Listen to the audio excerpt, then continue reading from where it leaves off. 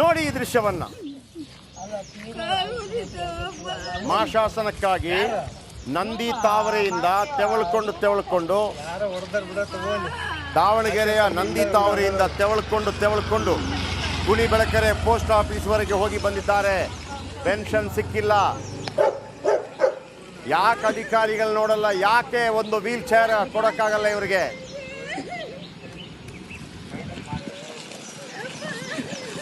₹1,200. ಛೇ,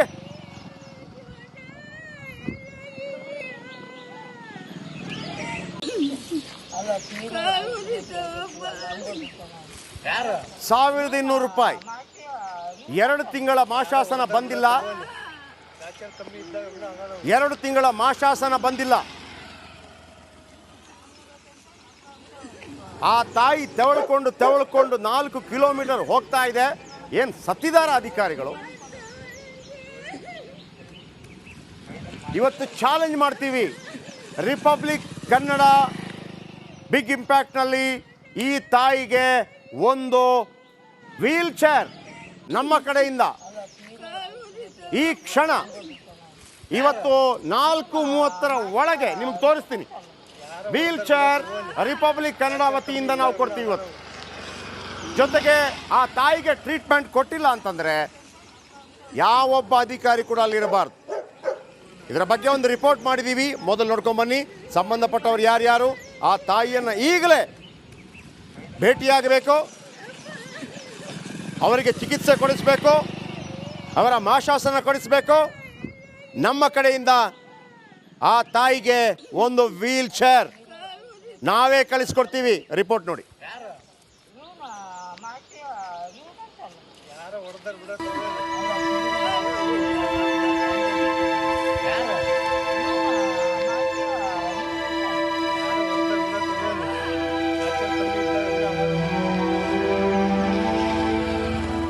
ವೃದ್ಧೆಗೆ ಒಂದು ಕಾಲು ಬೇರೆ ಇಲ್ಲ.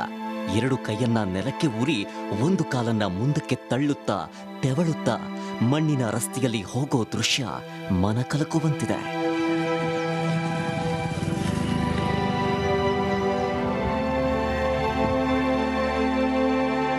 ಎಸ್, ಹೀಗೆ ಈ ರೀತಿ ತೆವಳಿಕೊಂಡು ಹೋಗ್ತಾ ಇರೋ ಈ ವೃದ್ಧೆಯ ಹೆಸರು ಗಿರಿಜಮ್ಮ. ದಾವಣಗೆರೆ ಜಿಲ್ಲೆಯ ಹರಿಹರ ತಾಲೂಕಿನ ಕುಣಿಬೆಳಕೆರೆ ಗ್ರಾಮದಲ್ಲಿ ಈ ಸಮಾಜವೇ ತಲೆ ತಗ್ಗಿಸೋ ಘಟನೆ ನಡೆದಿದೆ.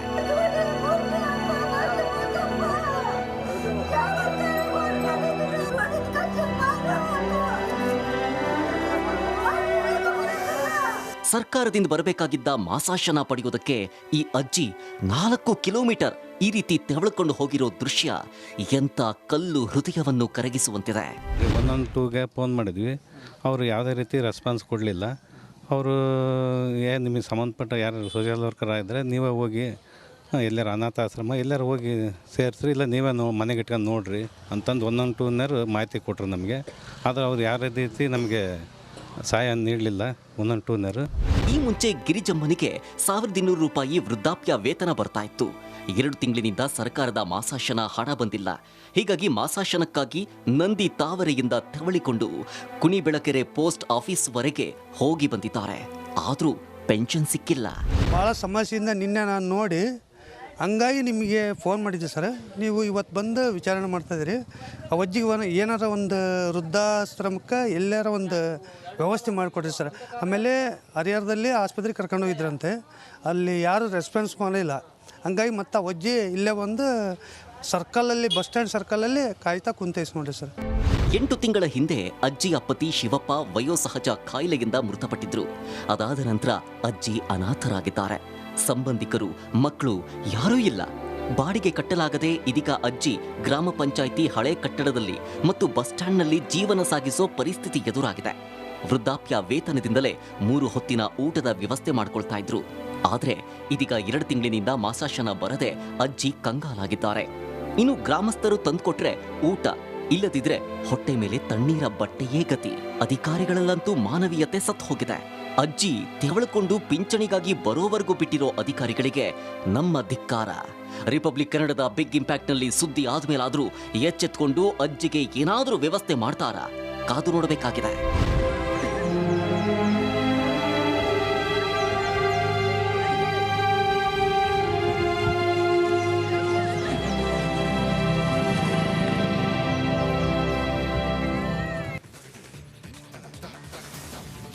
4 ಕಿಲೋಮೀಟರ್ ತೆವಳ್ಕೊಂಡು ಹೋಗಬೇಕು ಈ ತಾಯಿ. ಇದರ ಬಗ್ಗೆ ಯಾರು ಗಮನ ಹರಿಸ್ತಾ ಇಲ್ಲ ಅಂತಂದ್ರೆ ರಿಪಬ್ಲಿಕ್ ಕನ್ನಡ ಕೇವಲ ಸುದ್ದಿ ಮಾಡಿ ಬಿಡೋದಿಲ್ಲ. ಈ ಕ್ಷಣ ಹೇಳ್ತಾ ಇದ್ದೀನಿ, ನಾವು ಅವ್ರಿಗೊಂದು ವೀಲ್ ಚೇರ್ ಕೊಡ್ತೀವಿ, ಅವ್ರಿಗೆ ಅದನ್ನು ಕಳಿಸ್ಕೊಡ್ತೀವಿ ವೀಲ್ ಚೇರ್. ಸಂಬಂಧಪಟ್ಟವರು 8 ತಿಂಗಳ ಹಿಂದೆ ಪತಿ ಶಿವಪ್ಪ ವಯೋಸಹಜ ಕಾಯಿಲೆಯಿಂದ ತೀರ್ಕೋತಾರೆ. ಹಾಗಿದ್ರೆ ಆ ಅಜ್ಜಿಗೆ ಯಾರು ಇಲ್ವಾ? ನಾಗರಾಜ್ ಗ್ರಾಮ ಪಂಚಾಯತಿ ಅಧ್ಯಕ್ಷರು ಎಲ್ಲಿದ್ದೀರಿ? ನಾಗರಾಜ್? ಪೆನ್ಷನ್ ಕೊಡ್ಸೋಕ್ಕಾಗಲ್ವಾ? ಯಾವ ಸೀಮೆ ಅಧ್ಯಕ್ಷರು ನೀವೆಲ್ಲ? And Tippeswamy P D O ಈ ಕ್ಷಣ ಅಲ್ಲಿರ್ಬೇಕು ನೀವು. ಗುರುಬಸವರಾಜ್ ತಹಶೀಲ್ದಾರ್ and B P Harish Harihara ಶಾಸಕ ನಿಮ್ಮ ಗಮನಕ್ಕೆ, ಆ್ಯಂಡ್ ವೆಂಕಟೇಶ್ ಅವರು ಜಿಲ್ಲಾಧಿಕಾರಿಗಳು ನಿಮ್ಮ ಗಮನಕ್ಕೂ ಕೂಡ ಸರ್. ನಮಗೆ ಕೇವಲ ದೊಡ್ಡ ಕಿರೀಟಗಳಿರುವ ವ್ಯಕ್ತಿಗಳೇ ಬೇಕಾಗಿಲ್ಲ. ಈ ತಾಯಿ ಕೂಡ ನಮಗೆ ಇಂಪಾರ್ಟೆಂಟ್. ಇವರು ಕೂಡ ನಮ್ಮ ಪ್ರಜೆ. 1500 ರೂಪಾಯಿ ಮಾಶಾಸನ ನಮಗೆ ಕೊಡಿಸುವಂಥ ಶಕ್ತಿ ಇದ್ದಿದ್ರೆ ಖಂಡಿತವಾಗ್ಲೂ ಕೊಡಿಸ್ತಾ ಇದ್ವಿ. ಅದು ನೀವು ಕೊಡಿಸ್ಬೇಕು. ಆದರೆ ವಾದ ಮಾಡಿದ್ದೀವಿ, ಆ ತಾಯಿಗೆ ನಿಮ್ಗೆ ಯಾರಿಗೂ ಮಾಡೋಕ್ಕಾಗಿಲ್ಲಲ್ಲ, ಒಂದು ಟ್ರೀಟ್ಮೆಂಟ್ ಕೊಡಿಸೋಕ್ಕಾಗಿಲ್ಲಲ್ಲ. ನಮ್ಮ ಕಡೆಯಿಂದ ಒಂದು ವೀಲ್ ಚೇರ್ ತಗೊಂಬನ್ರ.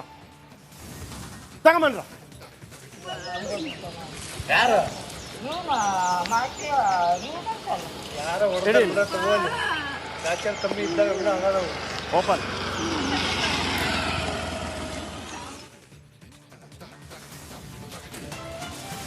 ನಮ್ಮ ಕಡೆಯಿಂದ ವೀಲ್ ಚೇರ್ ರೆಡಿ ಇದೆ.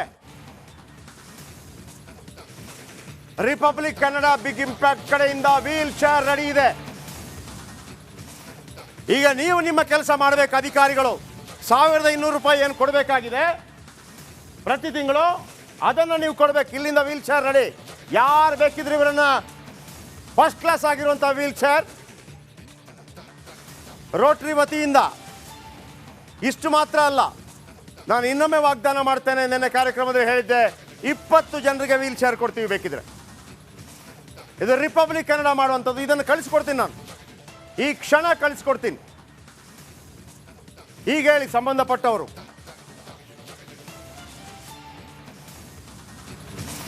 ಆ ತಾಯಿಗೆ ಈ ವೀಲ್ ಚೇರ್ ನಮ್ಮ ಕಡೆಯಿಂದ ರೆಡಿ ಇದೆ. ಅಲ್ಲಿರುವಂಥ ಯಾವ ಪಂಚಾಯತ್ ಇದು? ಗ್ರಾಮ ಪಂಚಾಯತ್ ಇದು ಕುಣಿಬೆಳಗೆರೆ ಗ್ರಾಮದಲ್ಲಿ ಆ ತಾಯಿ ಆ ಥರ 8 ತಿಂಗಳಿಂದ ಓಡಾಡ್ತಾ ಇದೆ. ನಿಮ್ಗೇನ್ರಿ ಕಣ್ಣು ಕಾಣಲ್ವಾ? ನಿಮಗೆ ಏನು ರಾಜಕಾರಣಿಗಳು ಬಂದಿದ್ರೆ ಏನು ಅಡ್ಡ ಮತ್ತೊಂದು. ನಾಗರಾಜ್ ಗ್ರಾಮ ಪಂಚಾಯತಿ ಅಧ್ಯಕ್ಷರು, Tippeswamy P D O, Gurubasavaraj ತಹಶೀಲ್ದಾರ್, ಆಮೇಲೆ ಜಿಲ್ಲಾ ಆರೋಗ್ಯಾಧಿಕಾರಿ ಅಥವಾ ತಾಲೂಕು ಆರೋಗ್ಯಾಧಿಕಾರಿ. ಯಾಕೆ ಟ್ರೀಟ್ಮೆಂಟ್ ಇಲ್ಲ ಇವರಿಗೆ? ಯಾಕಿಲ್ಲ ಟ್ರೀಟ್ಮೆಂಟ್? ನಿಮ್ಮ ಹತ್ರ ಟ್ರೀಟ್ಮೆಂಟ್ ಕೊಡಿಸ್ಲೇಬೇಕು, ಕೊಡಿಸ್ತೀವಿ. ನೋಡಿ, 4 ಕಿಲೋಮೀಟರ್ ತೆವಳ್ಕೊಂಡು ಇನ್ನು ಹೋಗಬೇಕಾಗಿಲ್ಲ ತಾಯಿ. ಈ ವೀಲ್ ಚೇರ್ ಆ ತಾಯಿಗಾಗಿ.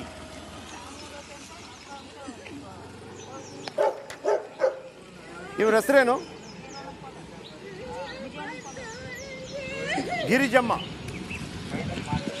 ಗಿರಿಜಮ್ಮ ಅವರಿಗೆ ಇಲ್ಲಿ ರೆಡಿ ಇದೆ ವೀಲ್ ಚೇರ್ ರೆಡಿ ಇಟ್ಟಿದ್ದೀವಿ. ಎಲ್ಲ ರೀತಿಯಲ್ಲೂ ಕೂಡ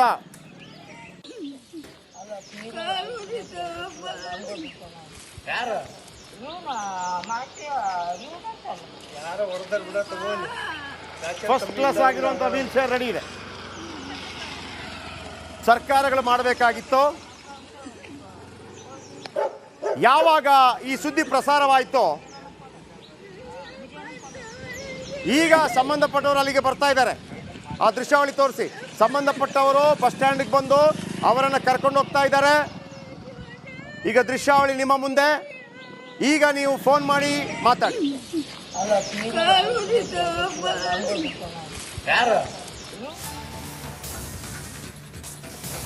ಸುದ್ದಿ ಆಗ್ತಾ ಇದ್ದ ಹಾಗೆ ಸ್ಥಳಕ್ಕೆ ಉಪ ತಹಶೀಲ್ದಾರ್ ರವಿ ದೌಡಾಯಿಸಿದ್ದಾರೆ.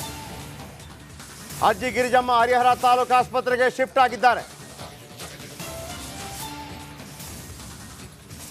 ಹರಿಹರ ತಾಲೂಕು ಆಸ್ಪತ್ರೆಯಲ್ಲಿ ಅಜ್ಜಿಗೆ ಚಿಕಿತ್ಸೆ. ಸುದ್ದಿ ಆಗ್ತಾ ಇದ್ದಾಗೆ ಅಜ್ಜಿ ಗಿರಿಜಮ್ಮ ಹರಿಹರ ತಾಲೂಕು ಆಸ್ಪತ್ರೆಗೆ ಶಿಫ್ಟ್. ರಿಪಬ್ಲಿಕ್ ಕನ್ನಡದಿಂದ ಒಂದು ವೀಲ್ ಚೇರ್.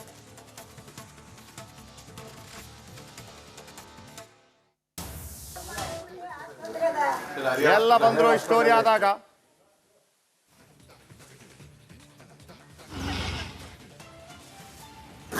ಮುಟ್ಟಕ್ಕೆಯಿಂದ ಮುಂದೆ ನೋಡ್ತಿರಲ್ರಮ್ಮ.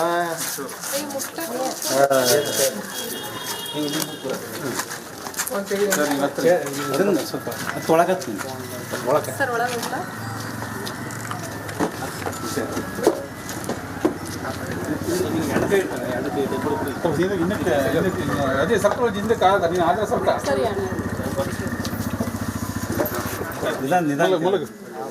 ಅಜ್ಜಿ ಗಂಟು ಓಕೆ. ಅಜ್ಜಿ ಏನೋ ಭಾರಿ ಇದಾಯ್ತಂತ ಸರ್. ಸಾಮಾನ್ಯ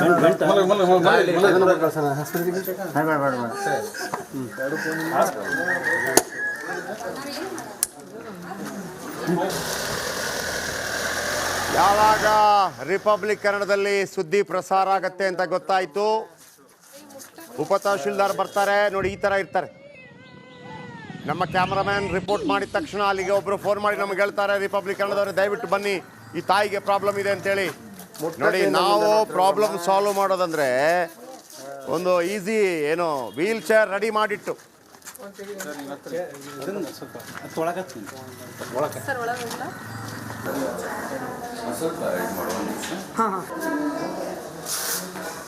ಟ್ರೀಟ್ಮೆಂಟ್ ಆಗ್ತಾ ಇದೆ ತಾಯಿಗೆ.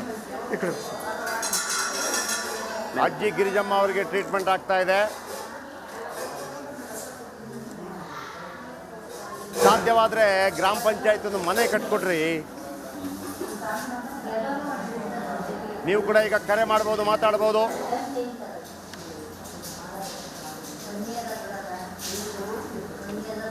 ಅಜ್ಜಿ ಮಾತಾಡಿದ್ದಾರೆ, ಇದೆಲ್ಲ ಆದ ನಂತರ ಕೇಳಿಸ್ಕೊಳ್ಳಿ. ಕೊಟ್ಟೆ ಅಲ್ಲ ಕೊಟ್ಟಿಲ್ಲ 2 ತಿಂಗಳು ದುಡ್ಡು ಬರಬೇಕು, ಕೊಟ್ಟೆ ಇಲ್ಲ. ಕೇಳಿದ್ರೆ ಬಂದು ಹೋಗು ಅಂತಾರೆ. ಈಗ ಕೈಯಾಗ ಜಾತಿಗಾರ ಬೇಕು ಅಂದ್ರೂ ಇಲ್ಲ, ಮನೆ ಇಲ್ಲ, ಜಾಗ ಇಲ್ಲ, ಗಂಡಿಲ್ಲ, ಮಕ್ಕಳಿಲ್ಲ. ನಾನು ಒಬ್ಬಕ್ಕೆ ಬೋಟು ಯಸ್ನ ಮಾಡೇ ಸತ್ತ. ನನ್ನ ಹೆಂಡತಿ ನೋಡ್ಕೊಂಡಿರಲಿಲ್ಲ ಅಂದು 9 ತಿಂಗಳಾಯ್ತು. ಅಲ್ಲಿ ಇಲ್ಲಿ ಇದ್ದೆ. ನಂದಿತೇರಾಗ ವಸ್ತಿನ ಇದ್ದೆ. ಅವರು ಮನೆ ಬಿಡಿಸಿದ್ರು. ಬೆಳಕೇರಿಗೆ ಹೋದೆ. ಬೆಳಕೇರಿ ಬಸ್ ಸ್ಟ್ಯಾಂಡ್ನಾಗ ಒಂದು 4 ದಿನ ಇದ್ದೆ. ಆಟೋದಾಗ ಕರ್ಕೊಂಡೋಗಿದ್ರು. ಆಟೋದಾಗ ಗೊತ್ತಿದ್ದರು ಕರ್ಕೊಂಡೋಗಿದ್ರು. ಎಲ್ಲಿ ಇರ್ಲಿದ್ರು ಯಾವ್ದಾರು ದೇವಸ್ಥಾನದಾಗ ಇರ್ತಾನ್ರಿ. ಕಾಲು ಬರಲಿ ಅಂತನ ಆಸ್ಪತ್ರೆಗೆ ಕಳಿಸಿದಾರೆ ನಮ್ಮ ಸಾಹೇಬ್ರು. ಪಾಡಾಗಲ್ರಿ ಕಾಲು. ಈಗ ಮುಂಚೆ ಮಾತಾಡಬಾರ್ದು, ಅದನ್ನ ಆರಾಮಾದ್ಮೇಲೆ ಮುಂಚೆ ಏಣಿ ಹಾಕ್ಬಾರ್ದು. ಏಣಿ ಕೆಳಗೆ ಬೀಳ್ತವೆ. ಕೊಟ್ಟೆ ಅಲ್ಲ ಕೊಟ್ಟಿಲ್ಲ 2 ತಿಂಗಳು ದುಡ್ಡು ಬರಬೇಕು. 70 ವರ್ಷದ ಅಜ್ಜಿ ನಮ್ಮ ಜೊತೆ ಎಷ್ಟು ವರ್ಷ ಇರ್ಬೋದಿದ್ರೆ? 5 ವರ್ಷ, 10 ವರ್ಷ, 15 ವರ್ಷ. ಚೆನ್ನಾಗಿ ನೋಡ್ಕೊಳಕ್ಕಾಗಲ್ಲ ನಮಗೆ. ಮಕ್ಕಳಲ್ಲಿ 2-3 ದಿನಗಳಲ್ಲಿ ಆ ತಾಯಿಯ ಮಾಶಾಸನ ಬರುತ್ತೆ. ಅದು ಹೆಂಗೆ ಬರುತ್ತೆ? ಈಗ ಮಾಶಾಸನ ಹೆಂಗೆ ಕ್ಯಾಶಲ್ಲಿ ಕೊಡ್ತಾರಾ? ಅಕೌಂಟ್ ಇದೆಯಾ ಹೆಂಗೆ? ಈಗ ನಾನು ಕೇಳಿದೆ ವೀಕ್ಷಕರೇ, ಅವ್ರದ್ದು ಅಕೌಂಟ್ ನಂಬರ್ ಏನಾದರೂ ಇದೆಯಾ, ಸ್ವಲ್ಪ ದುಡ್ಡು ಹಾಕೋಣ ಬೇಕಿದ್ರೆ ಅಂತ ವ್ಯವಸ್ಥೆ. ಆಮೇಲೆ ಅದು ಪಾಪ ಏನಾಗುತ್ತೆ, ಮನೆ ಇಲ್ಲ, ಒಬ್ಬರೇ ಇರೋದು, ಒಬ್ಬಂಟಿ. ಈಗ ಯಾರಾದರೂ ವಿಶೇಷವಾಗಿ ನನಗೆ ತೋಚ್ತಾ ಇರುವಂಥದ್ದು, ಯಾರಾದರೂ ಈ ವೃದ್ಧಾಶ್ರಮದವರೆಲ್ಲ ಇರ್ತಾರೆ, ಅವ್ರು ಸ್ವಲ್ಪ ದುಡ್ಡು ಕೊಟ್ಟರೆ ತಗೊಂಡೋಗಿ ಚೆನ್ನಾಗಿ ನೋಡ್ಕೋತಾರೆ. ಇಲ್ಲ ಅಂತಲ್ಲ, ನಾವು ಬೆಂಗಳೂರಿನಲ್ಲಿ ಕೆಲವು ಮಾಡಿದ್ವಿ. ಬೆಂಗಳೂರಲ್ಲಿ ಇದ್ದಿದ್ರೆ ನಾನು ಖಂಡಿತವಾಗ್ಲೂ ಅದನ್ನು ವ್ಯವಸ್ಥೆ ಮಾಡಿಸ್ತಾ ಇದ್ದೆ. ಸೊ ಹಾಗಾಗಿ ನಮ್ಮ ರಿಪೋರ್ಟ್ರಿಗೆ ಹೇಳೋದಿಷ್ಟೇ,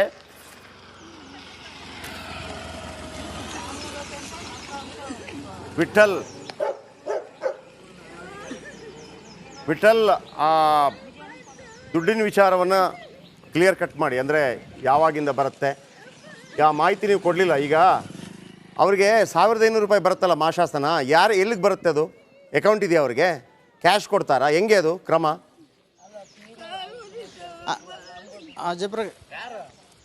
ಅಂದರೆ ಈಗ ವೃದ್ಧಾಪ್ಯ ವೇತನಕ್ಕಾಗಿ ಒಂದು ಬೇರೆ ಖಾತೆ ಇರುತ್ತೆ. ಅದು ಪೋಸ್ಟ್ ಆಫೀಸಲ್ಲೇ ಅವರೊಂದು ಖಾತೆಯನ್ನು ತೆರೆದಿರ್ತಾರೆ.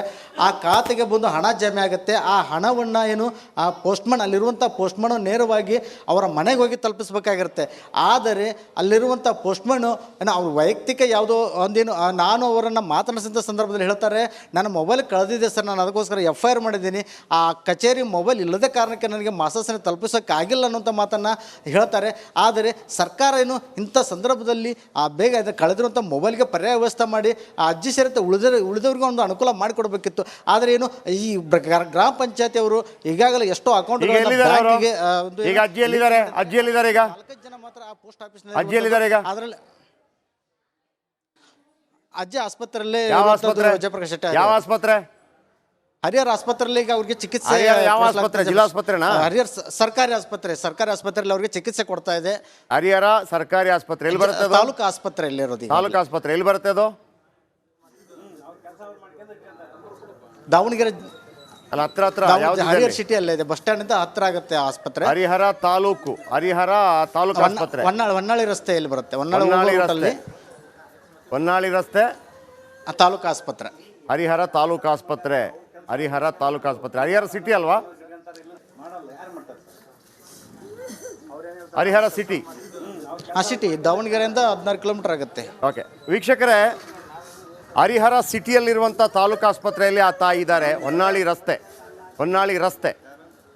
ದಯವಿಟ್ಟು ಅಕ್ಕಪಕ್ಕದಲ್ಲಿದ್ದವರು ಆ ತಾಯಿಯನ್ನು ಭೇಟಿಯಾಗಿ ಏನಾದರೂ ಒಂದು ಕೊಟ್ಟು ಬನ್ನಿ ದಯವಿಟ್ಟು. ಯಾಕಂದರೆ ಗೂಗಲ್ ಪೇ ಮತ್ತದೆಲ್ಲ ಇದ್ರೆ ಮಾಡಿಬಿಡ್ತಿದ್ವಿ. ಏನೋ ಒಂದು ಆ ತಾಯಿಗೆ ಏನು ಬೇಕು? ಒಂದು ಸೀರೆನೋ, ಏನೋ ಒಂದು 500 ರೂಪಾಯಿ ದುಡ್ಡು, 1000 ರೂಪಾಯಿ ದುಡ್ಡು ಒಂದು ನೋಡಲಿ ಬಿಡ್ರಿ, ಒಂದು 10,000 ರೂಪಾಯಿ ನೋಡಲಿ ಬಿಡ್ರಿ. ಆ ತಾಯಿ ಖಂಡಿತವಾಗ್ಲೂ ಏನು ಅಕೌಂಟ್ ಇದ್ದಿದ್ರೆ ನಾನು ಮಾಡಿಸ್ಬಿಡ್ತಿದ್ದೆ. ಖಂಡಿತವಾಗ್ಲೂ ನಮ್ಮ ಜನ ಹಾಕ್ಬಿಡ್ತಾಯಿದ್ರು. ಅವತ್ತು ಕೊಡಲಿಲ್ವಾ 2 ಲಕ್ಷ? ಯಾರಾದರೂ ಅಕ್ಕಪಕ್ಕದಲ್ಲಿದ್ದವ್ರು ನಾನು ಬೇಕಿದ್ರೆ ಪ್ರಚಾರ ಕೊಡ್ತೀನಿ ನಿಮಗೆ. ನೆಕ್ಸ್ಟ್ MLA ಆಗುವಂಥವ್ರು ಅಥವಾ ಇನ್ನೊಂದು ಏನೋ ಆಗುವಂಥವ್ರು ಹೋಗಿ ಹರಿಹರ ತಾಲೂಕು ಆಸ್ಪತ್ರೆಯಲ್ಲಿ ಆ ತಾಯಿ ಇದ್ದಾರೆ. ನಮ್ಮ ರಿಪೋರ್ಟರ್ ಬೇಕಿದ್ರೆ ಅವರನ್ನು ಎಲ್ಲಿಂದ ತೋರಿಸ್ತಾರೆ. ಅವರ ಕೈ ತುಂಬ ಒಂದು ಸ್ವಲ್ಪ ದುಡ್ಡು ಕೊಟ್ಟು ಬನ್ನಿ ದಯವಿಟ್ಟು, ಸಾಧ್ಯವಾದರೆ. ಕೈ ತುಂಬ ದುಡ್ಡು ನೋಡಬೇಕು ಆ ತಾಯಿ. ಎಷ್ಟು ವರ್ಷ ಬದುಕಿರ್ತಾರೆ ಅವರು ನಮ್ಮ ಜೊತೆ? ಇದಕ್ಕಿಂತ ಒಂದು ದೇವರ ಕೆಲಸ ಯಾವುದಿದೆ? ಬನ್ನಿ, ಇದರ ಬಗ್ಗೆ ಅನೇಕರು ಫೋನ್ ಮಾಡ್ತಾ ಇದ್ದಾರೆ. ವೀರಯ್ಯ ಕರೆ ಮಾಡಿದ್ದಾರೆ ಗದಗ್ನಿಂದ. ವೀರಯ್ಯ ಸರ್ ನಮಸ್ತೆ. ನಮಸ್ಕಾರ ಸರ್. ನಮಸ್ತೆ. ಈಗ ಈ ಸ್ಟೋರಿ ನೋಡ್ತಾ ಇದ್ರಿ, ನಾವು ಯಾವ್ಯಾವುದಕ್ಕೆಲ್ಲ ಏನೆಲ್ಲ ಮಾಡ್ತೀವಿ. ಇಂಥ ಕಷ್ಟಗಳು ಬಂದಾಗ ಯಾರೂ ಸ್ಪಂದನೆ ಮಾಡೋದೇ ಇಲ್ಲ, ಅಧಿಕಾರಿಗಳು ನೋಡೋದಿಲ್ಲ, ಯಾವುದೇ ಪಾರ್ಟಿ ಆ ಪಾರ್ಟಿ ಈ ಪಾರ್ಟಿ ಯಾವನು ನೋಡಲ್ಲ. ಹೌದು ಸರ್. ಮಾತಾಡಿ.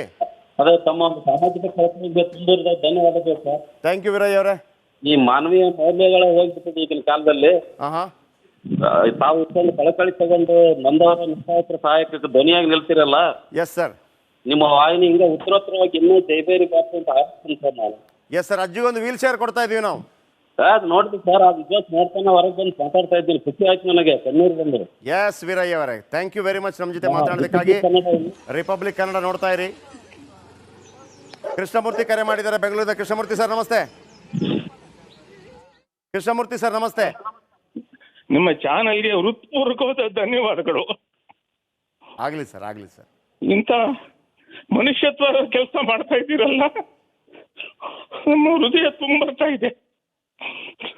ನಿಮ್ಮ ಥರನೇ ಸರ್ಕಾರಿ ನೌಕರರಿಗೆ ಇದ್ಬಿಟ್ರೆ ನಮ್ಮ ರಾಜ್ಯ ರಾಮರಾಜ್ಯ ಆಗೋದ್ರಲ್ಲಿ ತಪ್ಪಿಲ್ಲ. ಬೆಳಿಗ್ಗೆಯಿಂದ ನೋಡ್ತಾ ನಿಮ್ಮ ಚಾನಲಲ್ಲಿ ಒಬ್ಬೊಬ್ಬರ ಮನೇಲಿ ಎಷ್ಟೆಷ್ಟು ಕೋಟಿ ದುಡ್ಡು ಸಿಗ್ತಾ ಇದೆ, ಎಷ್ಟೆಷ್ಟು ಕೆಜಿ ಚಿನ್ನ ಸಿಗ್ತಾ ಇದೆ, ಎಷ್ಟೆಷ್ಟು ಕೆಜಿ ಬಂಗಾರ ವಜ್ರ ಎಲ್ಲ ಸಿಗ್ತಾ ಇದೆ. ಅವರಿಗೆ ಸ್ವಲ್ಪ ಮನುಷ್ಯತ್ವನೇ ಇಲ್ಲ ಅಲ್ವಾ ಸರ್? ಅವ್ರಿಗೆ ಈ ಸರ್ಕಾರಿ ನೌಕರರಿಗೆ ಮನುಷ್ಯತ್ವನೇ ಇಲ್ಲ. ಒಂದು ವೀಲ್ ಚೇರ್ ಕೊಡ್ತಾ ಇದೀವಿ ಕೃಷ್ಣಮೂರ್ತಿ ಅವರೇ. ನೋಡಿದೆ ಟಿವಿಲಿ ನೋಡ್ಬಿಟ್ಟೆ ಫೋನ್ ಮಾಡಿದ್ ನಾನು. ನನಗೆ ಅವ್ರದ್ದು ಅಕೌಂಟ್ ನಂಬರ್ ಏನಿಲ್ಲ, ನಾನು ಅದಕ್ಕೆ ಕೇಳ್ತಾ ಇರೋದು. ಹರಿಹರದ ಅಕ್ಕಪಕ್ಕದಲ್ಲಿ ಆ ತಾಲೂಕು ಆಸ್ಪತ್ರೆ ಅಕ್ಕಪಕ್ಕದಲ್ಲಿರೋರು ಆ ತಾಯಿ ಹತ್ರಕ್ಕೆ ಹೋಗಿ, ಪಾಪ ಅದು ಒಂದು 10,000 ರೂಪಾಯಿ ನೋಡಿರುತ್ತೋ ಇಲ್ಲೋ ಜೀವಮಾನದಲ್ಲಿ, 500 1,000 ಕೊಟ್ಟು ಒಂದು ನನಗೊಂದು ಆಸೆ ಏನಂತಂದ್ರೆ ಒಂದು 10,000 ರೂಪಾಯಿ ನೋಡ್ಬೇಕು, ಕೈ ಫುಲ್ ದುಡ್ಡು ಕೊಡಬೇಕು ಅಂತ. ಎಷ್ಟು ವರ್ಷ ಇದ್ದಾರೆ ಸರ್ ಅವರೆಲ್ಲ ನಮ್ಮ ಜೊತೆ? ಎಷ್ಟು ವರ್ಷ ಇರ್ಬೋದು? 2-3 ವರ್ಷ ಇದ್ದಾರೆ ಅಷ್ಟೇ. ಥ್ಯಾಂಕ್ ಯು ಕೃಷ್ಣಮೂರ್ತಿ ಅವರೇ, ಥ್ಯಾಂಕ್ ಯು ನಮ್ಮ ಜೊತೆ ಮಾತಾಡೋದಕ್ಕಾಗಿ. Thank you. ವೀಕ್ಷಕರೇ, ಒಂದು ಹೇಳ್ತೀನಿ, ಅವರ 2 ತಿಂಗಳ ದುಡ್ಡು ಬರುತ್ತೆ ಅವರಿಗೆ, ಒಂದು 2 ದಿವಸದಲ್ಲಿ ಬರುತ್ತೆ. ಈ ವೀಲ್ ಚೇರಲ್ಲಿ ಹೋಗುತ್ತೆ, ಅವರ ಇಡೀ ಟ್ರೀಟ್ಮೆಂಟ್ ಕೂಡ ಆಗುತ್ತೆ. ಅವರು ಮನೆ ಕಷ್ಟ, ಅವರನ್ನೊಂದು ವೃದ್ಧಾಶ್ರಮದಲ್ಲಿ ಏನು ವ್ಯವಸ್ಥೆ ಮಾಡಬೇಕು ನಾನು ಕೂಡ ಕೇಳ್ತೀನಿ. ಅದಕ್ಕೆ ದುಡ್ಡಿನ ವ್ಯವಸ್ಥೆ ಮಾಡಬೇಕಿದ್ರೆ ವ್ಯವಸ್ಥೆ ಮಾಡ್ತೀವಿ. ನಾನು ಒಂದೇ ಕೇಳ್ಕೊಳ್ಳೋದು, ಹರಿಹರ ತಾಲೂಕು ಆಸ್ಪತ್ರೆಯಲ್ಲಿ ಆ ತಾಯಿ ಇದ್ದಾರೆ, ಅಕ್ಕಪಕ್ಕದಲ್ಲಿ ತುಂಬ ಅಂಗಡಿ ಮತ್ತು ನೋಡಿ, ಅವರು ಕೃಷ್ಣಮೂರ್ತಿ ಅವರು ಹೇಳಿದರು, ಇವತ್ತು ಎಲ್ಲ ಎಷ್ಟೆಷ್ಟು ಕೋಟಿಗಟ್ಟಲೆ ದುಡ್ಡು, ಕೋಟಿಗಟ್ಟಲೆ ದುಡ್ಡನ್ನು ಒಳಗಿಟ್ಟಿರ್ತೀರಿ. ಒಂದು ದಾನ ಆದರೂ ಮಾಡ್ಬೋದಲ್ಲ ನಿಮಗೆ? ದಯವಿಟ್ಟು ನಂದೊಂದು ರಿಕ್ವೆಸ್ಟು, ಆ ಅಕೌಂಟ್ ಇದ್ದಿದ್ರೆ ಖಂಡಿತವಾಗ್ಲೂ ಒಂದು 50,000 ಹಾಕಿಸ್ಬಿಡ್ತಾ ಇದ್ವಿ ಹೆಂಗಾದರೂ ಮಾಡಿ. ಅವ್ರ ಹತ್ರ ಅಕೌಂಟ್ ಇಲ್ಲ, ನಾನು ಅದಕ್ಕೆ ಕೇಳಿದೆ. ಅಲ್ಲಿ ಪೋಸ್ಟ್ ಆಫೀಸ್ಗೆ ಬಂದ ದುಡ್ಡನ್ನು ಅವ್ರು ತಗೊಂಡೋಗಿ ಕೊಡಬೇಕಾಗತ್ತೆ. ಆ್ಯಂಡ್ ಎನಿವೆ, ಹರಿಹರ ತಾಲೂಕು ಆಸ್ಪತ್ರೆಯಲ್ಲಿ ಆ ಅಜ್ಜಿ ಇದ್ದಾರೆ.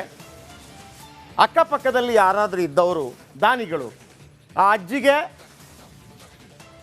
ಅಜ್ಜಿಗೆ ಸ್ವಲ್ಪ ದುಡ್ಡು ಕೊಡಿ. ಇದು ರೋಟರಿ ಕ್ಲಬ್ ಅವರ ವತಿಯಿಂದ ನಾವು ಇದನ್ನು ಮಾಡಿದ್ದು.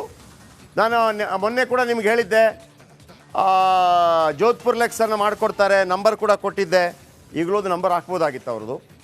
ಆಮೇಲೆ ಈ ವೀಲ್ ಚೇರ್ ಇದೆಯಲ್ಲ, ಇದು ಆ ತಾಯಿಗೆ, ಗಿರಿಜಮ್ಮ ಅವ್ರಿಗೆ ಈಗ ಕಳಿಸ್ಕೊಡ್ತೀವಿ.